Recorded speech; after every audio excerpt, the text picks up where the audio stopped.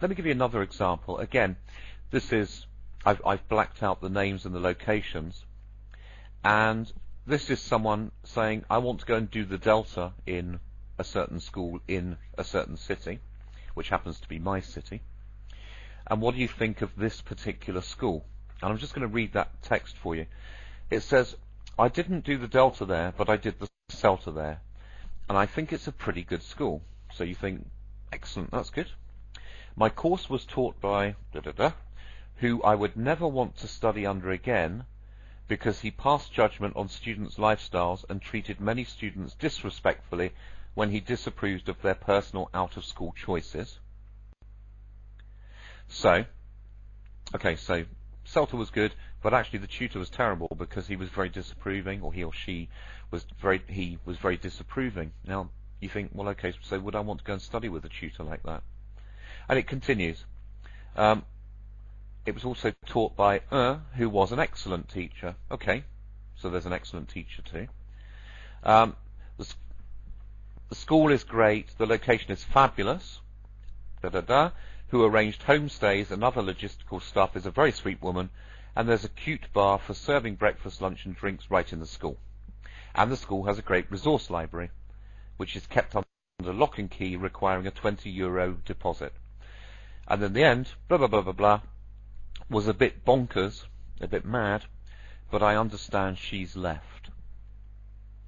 So, if you add up that message, so it's basically someone saying, look, I want to go to this particular school, what do you think? And I look at that message and I think, well, actually, I don't think I want to go. Do I want to go and study there? Because there's a tutor who might disapprove of me. There's a mad woman who may or may not have left. Blah, blah, blah. It really doesn't give me a good opinion of that school. So further down the forums where you can answer, where was that school? Where were they? Why weren't they answering this? Why weren't they getting engaged in the discussion? Why weren't they saying, actually, that tutor's not there anymore? Or blah, blah, blah, or what? Or just getting engaged, you know? Whereas the other school in the city was there going, well, actually, well, okay, if you don't fancy that school, maybe you'd like to come and study at ours.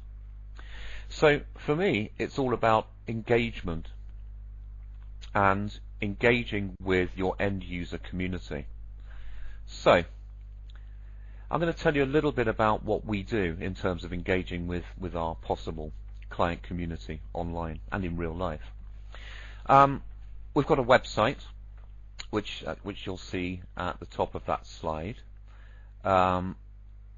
It's a fairly traditional website. It gives information about the work we do. It gives information about the online courses we run.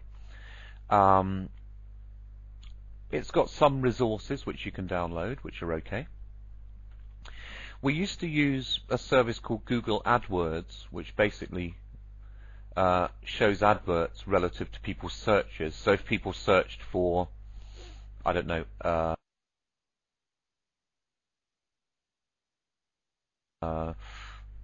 online training courses, then they might, in their search results, get a little advert about us.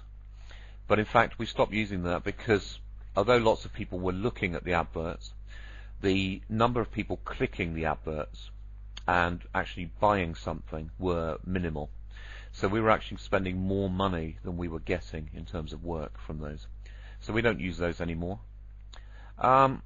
We have some traditional print advertising, so business cards to give out at conferences, that kind of thing. We also produce some quite nice postcards which we give out at talks. Actually, we don't give them out, we leave them on people's chairs so they can decide whether they want to take them or not. Yeah, Holly, I don't think Google AdWords are particularly effective. Maybe they are for some people, but I've never had much luck with them. We do some print adverts in targeted magazines. So when we recently launched the Trinity and English UK Business Certificate course online, we took out a print advert in the IATEFL Business English SIG newsletter, for example. I'm not a fan of Facebook, Holly, so the only thing I ever do with Facebook is log in, accept friend requests, reject everything else, like, you know, free virtual pies and kicks in the face and things, and then log out again. I've never actually used it for any purpose at all, because I'm totally against the philosophy of it. the terms of service. So the only thing I use Facebook for is as an address book, frankly. We also produce a newsletter which goes out by email, currently to 2,000. I'm not saying that Facebook is inherently bad, it's just it's not for me. I think they have very abusive terms of service, and I'm kind of worried about companies run by 11-year-old boys. So the newsletter goes out to about 2,400 people and is also downloaded by a lot of people online. And then on the other side, we also do what I would call direct marketing, things like training courses, conferences, and things like that. So those are very old school advertising tools, and some of them work. You know, people like websites if they're looking for specific information. There's a case, you know, when I go into a shop, there's a happy medium between having 3 shop assistants following you around all the time saying, "Can I help you?" or having no shop assistants actually interested in you at all. And I think a website kind of performs that function. It gives the answers, but without being too heavy-handed. So for people like me, who just want to go along and find information, a website's great, I think. But the reason we're here for this talk, and the thing I'm getting onto, is the Web 2 approach to marketing. And that basically envisages using a set of tools, which you can see on the screen there. And I'm going to go through these, so I will be able to. I'll talk you through these. So Google Alerts, blogs. I'll explain the things that you might not recognize in a minute. Microsites or mini websites. Second Life, which we mentioned before we started the session. Wikipedia, which is a slightly odd one but has a certain amount of bearing, and I'll come back to it. Twitter, which is currently my favorite tool and most useful tool of the moment, and things like mailing lists and online discussion groups. But the first problem to solve, I think, which is a question I was expecting in the text chat, but you might have been saving it, which is, how do you know who's talking about you? You know, I showed you those 2 forums where people actually did mention specific schools. The question is, how do you know when someone's doing that? Because, I mean, what do? Spend all day reading forums and hope?